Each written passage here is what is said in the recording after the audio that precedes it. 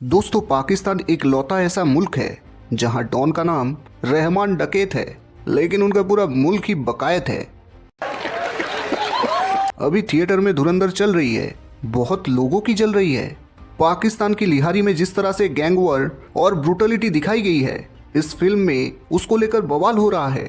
लेकिन हमने सोचा क्यों ना धुरंधर में दिखाए गए इंसिडेंट पर रियल लाइफ में आखिर क्या हुआ था उस पर बात कर ले, क्योंकि हमारे यहाँ लोग मुंह में पान और फिल्मों पर ज्ञान बहुत ही जल्दी घुसेड़ देते हैं। तो चलिए वीडियो में आगे बढ़ते हैं, लेकिन उससे पहले अगर आप चैनल पर नए हैं तो चैनल को जरूर से सब्सक्राइब करना। दोस्तों, धुरंधर में जो लिहाड़ी का गैंग वॉर दिखाया गया है, क्या आप जानते हैं उसकी असल हकीकत क्या है? इसे कराची का वाइल्ड वेस्ट भी बोला जाता है। पाकिस्तान के शहरी क्राइम, आतंकवाद और खुफिया खेल का ये एक नंगा सच है, जहां drugs, gang war, political banking और आईएसआई और जिहादी नेटवर्क मिलके भारत को निशाना बनाने साजिशों की जमीन तैयार करती थी। ये इलाका सिर्फ गुंडागर्दी या लोकल माफिया की कहानी नहीं है, बल्कि पाकिस्तान की उस गहरी स्ट्रक्चरल बीमारी का आईना है, जहां उनका देश, पॉलिटिक्स, अंडरवर्ल्ड और आतंकवाद एक दूसरे से गुथे हुए नजर आते हैं। दरअसल लिहाड़ी कराची के सबसे पुराने इलाकों में से है, जहां शुरू में कम इनकम सेक्शन, खासकर अफ्रीकी मूल के लोग और बालोच कम्युनिटी की बस्तियां थी। ये इलाका फुटबॉल, बॉक्सिंग और कल्चरल लाइफस्टाइल के लिए मशहूर था। 70 के दशक में जुल्फिकार अली भुट्टो ने यहाँ के लोगों को जमीन के राइट्स दिए, जिससे ये इलाका पीपल्स पार्टी यानी पीपीपी का मजबूत वोट बैंक बन गया। इसके बाद यही जमीन एमक्यूएम के साथ पॉलिटिकल लड़ाई का मैदान बन गया। 70 और 80 के दशक में अफगान जंग, पाकिस्तान से होकर गुजरने वाला हीरोइन ट्रांजिट रूट और हथियारों की बाढ़ ने इस सामाजिक तानाबाना को पूरा क्राइम डोमिनेटिंग बना दिया, और इसी से उस गैंग वॉर की शुरुआत हुई, जिसका लीडर रहमान डकैत था। 80 के दशक से छोटे छोटे क्रिमिनल ग्रुप धीरे धीरे एक ऑर्गेनाइज्ड गैंग में बदलते गए, जिनके शुरुआती दौर में पहले काला नाग, ददाल और शेरो जैसे नाम थे। फिर रहमान डकैत, अरशद पप्पू, हाजी लालू, इकबाल बाबू जैसे चेहरे सामने आए। 2001 के दशक में रहमान डकैत ने पीपल्स अमन कमेटी के नाम पर एक पैरेलल हुकूमत खड़ी कर दी। ये सिस्टम रंगदारी, ड्रग्स तस्करी, अपहरण और पर्ची सिस्टम के जरिए से इलाके से पैसा वसूल करता था और पॉलिटिकल पार्टियों से सीधा डील करता था। 2007 में बेनजीर भुट्टो की कराची वापसी पर हुए हमले के बाद रहमान डकैत ने उन्हें अपनी गाड़ी में बिठाकर बिलावल हाउस तक सेफ पहुंचाया था। इस एक घटना ने रहमान डकैत को पीपीपी के करीब बना दिया। अब धुरंधर में सिर्फ रहमान डकैत की कहानी तक दिखाई गई है, लेकिन रहमान की मौत के बाद उजेर बालोच ने पीएसी और लिहारी पर अपना कब्जा कर लिया। अरशद पप्पू गैंग के साथ खूनी दुश्मनी ने शहर को लाशों, रॉकेट लॉन्चर और शहरी जंग में बदल दिया, जिससे कराची के कई इलाके सालों तक नो गो एरिया बन गए, जहां पुलिस और रेंजर्स भी जाने से डरते थे। अब बात करते हैं इन गैंग को पॉलिटिकल और इंटेलिजेंस सपोर्ट कैसे मिलता था।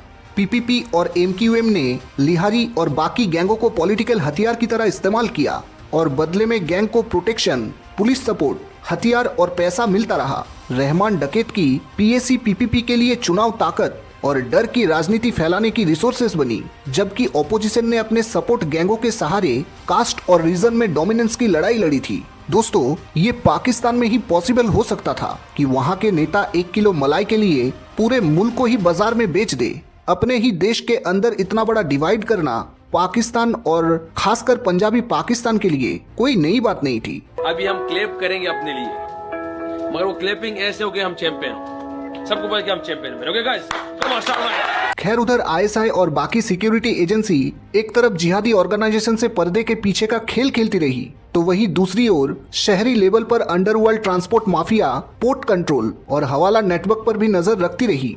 अप्रैल 2012 में पीपीपी सरकार ने उज्जैन, बालोच और उसके नेटवर्क के खिलाफ बड़े पुलिस ऑपरेशन की शुरुआत की, जब गैंग वॉर खुलेआम शहर को जकड़ने लगी थी। शुरुआती ऑपरेशन में पुलिस को भी भारी विरोध, रॉकेट लॉन्चर, स्नाइपर फायर और घनी बस्ती की आड़ के कारण भारी नुकसान हुआ था, जिसके बाद 2013 में नवाज शरीफ के दौर में कराची में पूरी जगह टारगेटेड ऑपरेशन और रेंजर्स की खुली छूट दी गई। 2013 से 2017 के बीच हजारों एक्यूज की गिरफ्तारी, फाइनेंशियल और हथियार सप्लाई लाइनें सामने आई। इसके साथ ही इंटेलिजेंट बेस छाप ने पीएसी और उससे जुड़े चेहरे को या तो मार गिराया या गिरफ्तार कर लिया। 2017 में रेंजर्स ने बाबा लाडला जैसे गैंग लीडर को एनकाउंटर में खत्म किया। बावजूद इसके पुलिस और रिसर्च रिपोर्ट मानती है कि लिहारी के पुराने गैंग नेटवर्क का क्राइम इंफ्रास्ट्रक्चर पूरी तरह से खत्म नहीं हुआ, बल्कि उसके गुरे कॉन्ट्रैक्ट किलिंग, ड्रग्स और स्मॉल सेल्स के रूप में अभी भी एक्टिव है। कराची पर हुए सिक्योरिटी स्टडीज बोलते हैं कि लिहारी गैंग सीधा टिपिकल जिहादी ग्रुप जैसे एलईटी और जेईएम की तरह आइडियोलॉजिकल ग्रुप नहीं थे, लेकिन उनका क्राइम नेटवर्क कई बार आतंकवादी ग्रुप के लिए लॉजिस्टिक सपोर्ट, हथियार सप्लाई, फाइनेंसिंग और शहरी वायलेंस में इस्तेमाल हुआ था। हेरोइन रूट, पोर्ट्स के जरिए स्मगलिंग, हवाला और अवैध हवाला चैनल से होने वाली आमदनी के अंश, अफगान पाक जिहादी नेटवर्क और पाकिस्तान के स्ट्रेटेजिक एसेट्स तक पहुंचने के अभियोग डिफरेंट रिपोर्ट्स में दर्ज हैं। पाकिस्तान आतंकवाद ट्रेंड एनालिसिस दिखाती है कि टीटीपी एलीजे जैसे सुन्नी मिलिटेंट ग्रुप से कराची के गैंग और लोकल मिलिटेंट सेल्स को कभी कभी हिटमैन शेल्टर या फाइनेंसिंग के लिए यूज किया, खासकर जब उन्हें शहरी इलाकों में डिसिप्लिन चाहिए होती थी। इस सिस्टम ने क्राइम और आतंकवाद के बीच के लकीर को धुंधली कर दी, जहां एक ही बंदूक कभी ड्रग रूट की रखवाली करती, कभी पॉलिटिकल टारगेट किलिंग करती और कभी कम्युनल या आतंकवाद हमले में यूज होती। दोस्तों, इस लिहाड़ी के नेटवर्क में सबसे बड़ा डेंट नकली नोट के उस सिंडिकेट ने लगाया, जिसकी आवाज से इंडियन इकोनॉमी लगातार अपने ही देश में एक पैरेलल इकोनॉमी से लड़ती रही। इस 10 साल में आईएसआई प्रोजेक्ट का नाम था कराची प्रोजेक्ट। आईएसआई ने लिहाड़ी गैंग्स जैसे उजार बालोच गुट के हथियार और फंड्स भी दी, जो जाली नोट प्रिंटिंग यूनिट चलाती थी। आतंकवादी फंडिंग के लिए खनानी सिंडिकेट ने हवाला रूट से नेपाल, बांग्लादेश होते होते भारत में नोट डाले। कराची प्रोजेक्ट पाकिस्तान के लिहारी इलाके से कंट्रोल्ड एक सीक्रेट जाली नोट ऑपरेशन था, जो आईएसआई के बैंकिंग से चलता था, जिसमें पाकिस्तानी बैंकर्स, जनरल और गैंगस्टर्स मिलके हाई क्वालिटी के भारतीय नोट छापे।